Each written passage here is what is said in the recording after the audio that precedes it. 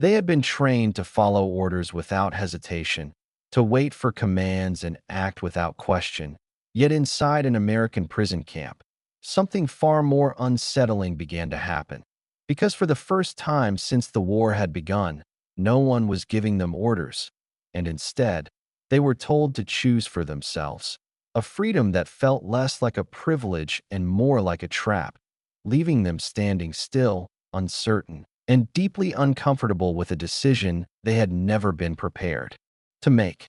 When the German prisoners first arrived at the American camp, their expectations were not shaped by uncertainty, but by a rigid structure they had carried with them from their training, where every action was defined by command and every decision was made within a clear hierarchy. So as they stepped into this new environment, they instinctively looked for the same system to reveal itself, expecting strict routines, immediate instructions, and a clear chain of authority that would quickly establish how they were supposed to behave and what was expected of them at every moment. Instead, what they encountered did not immediately provide that structure, as the initial instructions they received were limited to basic orientation rather than detailed control. And while this did not seem unusual at first, it created a subtle gap in their understanding, because the absence of precise direction left room for interpretation, something they were not accustomed to. And this small difference began to introduce a quiet uncertainty that could not be easily resolved through their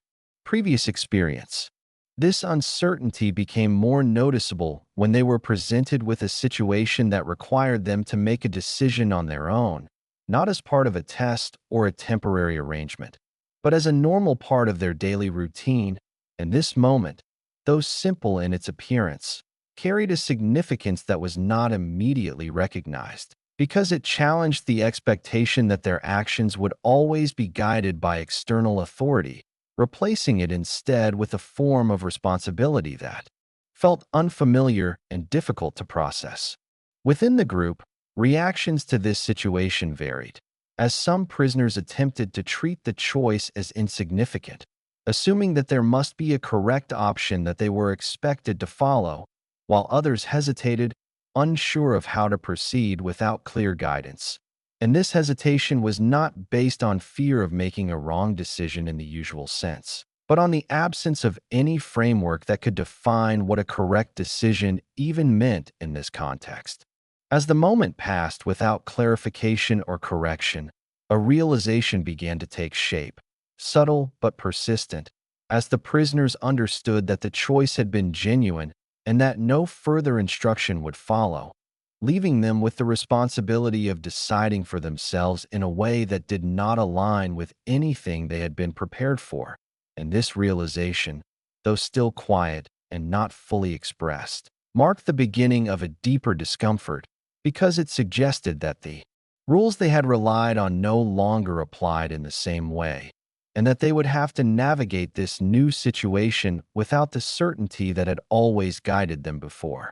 As the days continued, the moment of choice that had first appeared as an unusual situation began to repeat itself in different forms, not as a single decision, but as a pattern embedded in their daily routine, where small tasks and simple actions were no longer assigned with precise instruction, but instead presented in a way that required personal judgment. And this repetition transformed what had initially felt like a temporary irregularity into something more difficult to ignore, because it suggested that the absence of direct orders was not accidental, but an intentional part of how the camp operated. One prisoner, who had always relied on clear direction to define his actions, found himself pausing before even the simplest decisions, not because the choices were complex, but because they lacked the structure he was accustomed to, forcing him to consider options without a framework to evaluate them. And this hesitation began to slow his movements in a way that was noticeable to others, creating a visible contrast between those who acted quickly by assumption and those who struggled with the unfamiliar responsibility of deciding without guidance. At the same time, attempts to recreate a sense of order within the group began to emerge, as some prisoners started to suggest informal rules or patterns that could replace the missing instructions, not out of authority, but out of necessity. And while these suggestions provided temporary relief, they lacked the legitimacy of official commands, making them fragile and easily questioned, which meant that the sense of stability they offered was never complete and could not fully resolve the underlying uncertainty. This fragile balance was disrupted whenever a situation arose that could not be easily adapted to these informal structures, forcing the prisoners to confront the fact that their attempts to restore familiar patterns were only partial solutions, and that the environment they were in did not operate according to the same principles they had relied on before, leading to moments where hesitation returned, not as a brief pause, but as a deeper uncertainty about how to act when no clear standard existed. As this pattern continued, a more subtle realization began to develop beneath the surface of their daily interactions, as some of the prisoners started to understand that the difficulty they were experiencing was not caused by the complexity of the choices themselves, but by the absence of a system that defined them. And this understanding introduced a new form of discomfort, because it suggested that the challenge they were facing was not external, but internal, rooted in their dependence on structure, and that as long as that structure remained absent, the sense of uncertainty would persist regardless of how simple the decisions appeared. As the pattern of constant choice continued, its effect began to extend beyond hesitation in daily actions and into the way the prisoners perceived themselves, because what had once been a simple reliance on orders was now being replaced by a growing awareness that their behavior was no longer guided by the same external structure. And this shift, though gradual, introduced a form of self-observation that had not been present before, as some of them started to notice how their decisions were forming without clear direction, creating a quiet sense of disorientation that could not be easily dismissed. One prisoner, who had initially tried to adapt by making quick decisions without overthinking, began to realize that his choices were no longer consistent with the patterns he had followed in the past, as situations that would have once required immediate compliance now led to moments of consideration. And this change did not feel like improvement or freedom,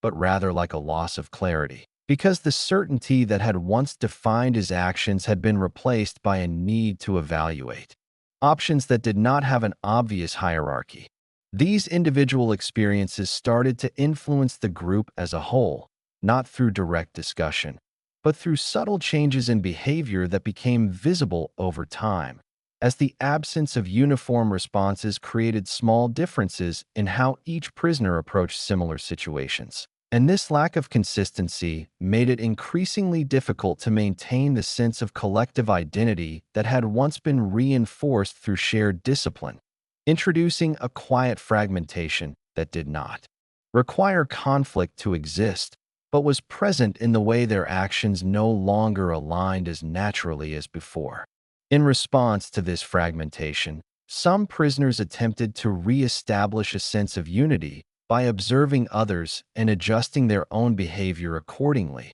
hoping to recreate a form of consistency that could replace the missing structure. But this effort proved unstable because it depended on constant awareness and adaptation rather than clear rules, and as a result, the sense of order they were trying to rebuild remained incomplete, shifting from one moment to the next without ever becoming fully reliable. As this internal instability continued, a deeper realization began to take shape, not as a conscious conclusion, but as a gradual awareness that the difficulty they were experiencing was not simply about making decisions, but about existing in a state where no single approach could be considered correct by default. And this realization introduced a new level of discomfort, because it suggested that the certainty they had once relied on was not just absent, but no longer necessary in the same way, forcing them to confront the possibility that the system that had defined their thinking might not be the only way to understand their actions, a thought that carried more weight than any single choice they had been asked to make. By this stage, The presence of constant choice had begun to produce an effect that was no longer limited to hesitation or inconsistency, but had turned into a form of internal pressure that followed the prisoners even in moments when no decision was being actively made, because the awareness that they would eventually have to choose again remained in the background, creating a continuous state of anticipation that made even simple situations feel heavier than they should have been, as if every action carried a significance that could not be clearly defined. During one particular moment, when a group of prisoners was presented with another routine decision, the reaction was noticeably different from before, not because the choice itself was more difficult, but because the accumulated weight of previous decisions had changed how it was perceived, leading to a silence that lasted longer than usual, as each of them became aware that whatever they chose would not be corrected or redirected, and that this absence of external validation placed the full responsibility on them in a way that felt increasingly uncomfortable. In that silence, one prisoner finally made a decision and acted without waiting for confirmation. And although his action was simple and did not lead to any visible consequence, the effect it had on the others was immediate, not because of what he did, but because of what it represented, as it highlighted the fact that there was no longer a shared standard guiding their behavior, and that each person was now operating based on his own internal judgment, a realization that made the absence of structure more visible than ever. For some of the prisoners, this realization triggered a deeper form of tension because it forced them to confront the idea that their actions were no longer defined by obedience, but by personal choice. And this shift carried an unfamiliar weight, as it required them to take ownership of decisions in a way they had not been trained to do,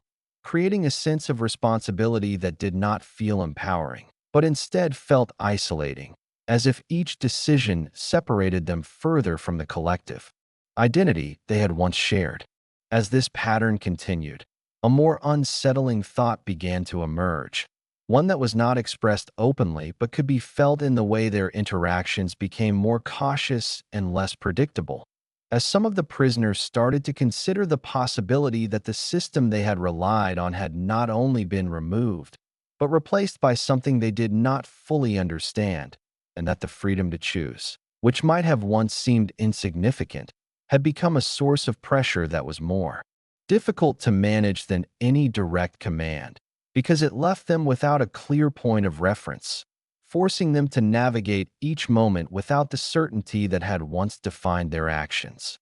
As the weight of constant decision-making continued to build without relief, a noticeable change began to appear in how some of the prisoners approached the very idea of choice, not through resistance or refusal, but through a gradual withdrawal from the process itself, as if reducing their involvement could lessen the pressure they felt, leading to moments where decisions were delayed longer than necessary or avoided altogether, not because the options were unclear, but because engaging with them had become increasingly uncomfortable. This withdrawal did not create calm or stability, but instead introduced a different kind of tension, because avoiding a decision did not remove its presence, and the awareness that a choice still existed, even when not acted upon, maintained a constant pressure that could not be fully escaped, forcing the prisoners to remain aware of the responsibility they were trying to distance themselves from, which only deepened the sense of unease rather than resolving it.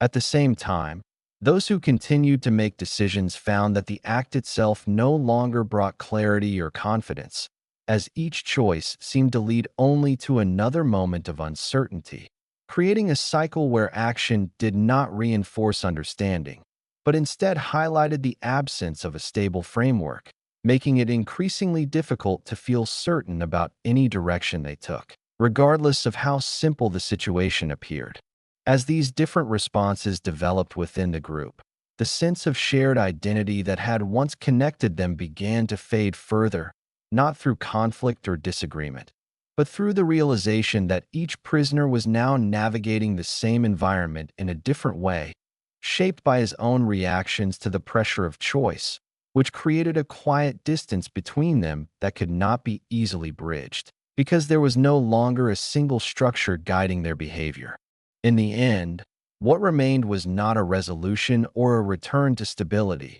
but a collective understanding that the most difficult part of their experience had not come from the conditions of the camp itself, but from the absence of the system they had relied on, because without it, they were left with a responsibility they had never been prepared to carry. And in that realization, they recognized that the freedom to choose, which had seemed so insignificant at first, had gradually become a source of tension that changed the way they thought, not through force, but through a quiet and persistent pressure that they could neither fully accept nor entirely escape.